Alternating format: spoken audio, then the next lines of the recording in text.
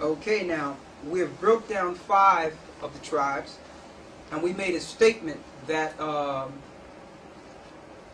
Negro tribes, Judah, Benjamin, and Levi, ran into Africa in 70 AD, running from Roman persecution. So we're going to get the scriptural proof of that, how Israel or Judah actually ran into Africa. And then we're going to go back to Genesis and break down the rest of the tribes. Let's go to Luke 21 and 20. Read that. And when you shall see Jerusalem compassed with armies. So Christ said, when you shall see Jerusalem compassed with armies, so that was a high occupation of Roman centurions within the land of Israel. Read. Then know that the desolation thereof is nigh. That's the desolation spoken of in Daniel. Go ahead. Then let them which are in Judea flee to the mountains. Flee into the mountains. So you want to know how Israel or the lost sheep got into Africa? They ran into Africa running from Roman persecution in 70 AD. What mountains is this explaining? The mountains between Africa and Europe, which is the Atlas Mountains, went over into Morocco and migrated into the Ivory Coast, like Liberia, Ghana, Sierra Leone, Nigeria, all those Timbuktu, all those different areas from the western Ivory Coast were given to Israel, or the seed of Judah, Benjamin, and Levi, until the Lord allowed the Europeans to take them into their new lands. Now you have the Hamitic people, which are natural Africans, and the Arabs, the seed of Ishmael, along with Esau. They conspired together to sell God's people into the lands they are in today, that they reside in today in captivity, until the Lord will save them. So they ran into Africa. They wasn't born in Africa. They was not supposed to stay in Africa. They were there for a period of time. Now, go to Revelations 12 and 12. Africa is not the motherland. That's another false teaching. Okay? All life came off of the boat. Noah had 3 sons, Ham, Shem, and Japheth. Okay? And all the life came off the boat. The boat settled in Mount Ararat, Turkey. Ham migrated into his land, which is Africa today. Shem went into his land, okay, and Japheth went into their lands, which is the European areas, and it was pushed back further east into Asia. Read Revelations 12 and 12. Therefore rejoice, ye heavens, and ye that dwell in them. Woe to the inhabitants of the earth and of the sea. The Lord says, woe unto the inhabitants of the earth and the sea. Read. For the devil is come down unto you, having great wrath, because he knoweth that he hath but a short time. So when Christ was crucified, the clock started ticking on how long Satan would have to reign in this earth.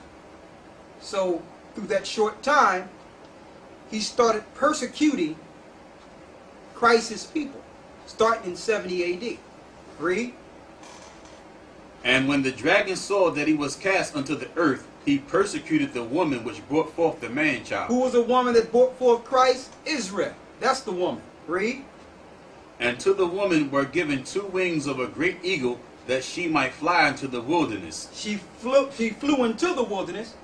That was Israel running into Africa, fleeing from Roman persecution. Go ahead. Into her place where she is nourished for a time and times and half of time. And that time and a half of times is a dispensation of time between the time Israel would fall until Christ would come back and save Israel. That's the dispensation. Now, let's go back into identifying the lost tribes of Israel.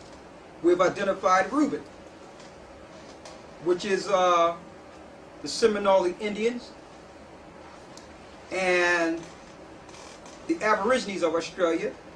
We've identified Simeon, which are the Dominicans, Levi, which are the Haitians. We've identified Judah, which is the so-called Negroes here. We've identified Benjamin, which is the so-called Jamaicans, West Indian, and the people in Trinidad. Now we're going into Zebulon. The father Jacob, Israel, letting his children know what will befall them in the last days. Let's go to Genesis 49 and 13. Zebulon shall dwell at the haven of the sea, and he shall be for an haven of ships. He shall be for an haven of ships. Who's that? Panama and Guatemalans. Panama, the Panama Canal, which is a haven of ships. So the Lord told Zebulun, in the last days, your habitation will be a haven for ships. That one land of Panama connects both oceans. It communicates and actually trade on both sides of the world. That's the haven of ships, Panama. So if you're a Panamanian and Guatemalan, you are from the tribe of Zebulon, because ships will be haven on your land in the latter days. Now, let's get the next one, Genesis 49 and 14. Issachar is a strong ass couching down between two burdens. Strong ass couching down between two burdens. When you see that those bumper stickers south of the border, you see the two donkeys and the man couching down with a big hat on. That lets you know that their burdens would be the fact that they work. They work hard. They're known for working. And that work is the burden that the Lord put on them. Read.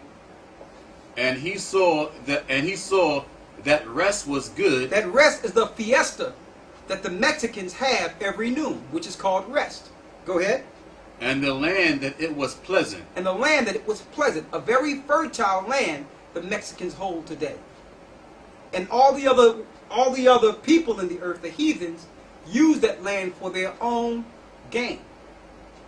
There's no way Mexicans should have to cross the border to feed their family with how rich and fertile their land is.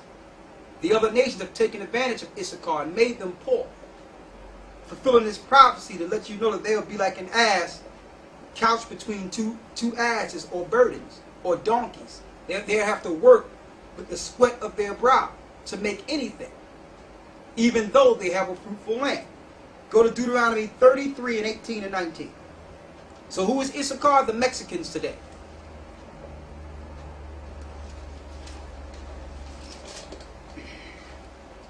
Read that. And of Zebulon he said, Rejoice, Zebulon, in thy going out, and Issachar in thy tents. In thy tents. That's how they used to travel. In tents.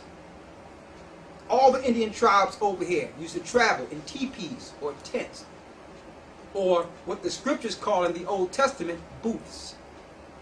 Booths, traveling in tents. Another defined prophecy to show you who the children of Israel are here today. Now let's go to Genesis 49 and 16.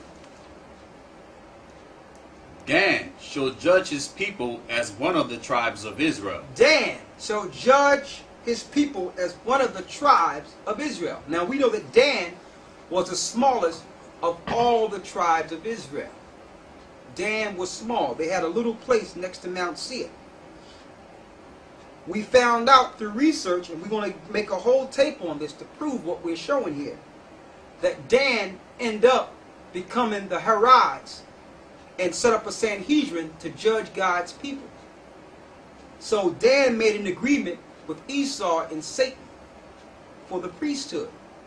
And they became the Herites, and that's why they're not named in Revelation, the 12th chapter.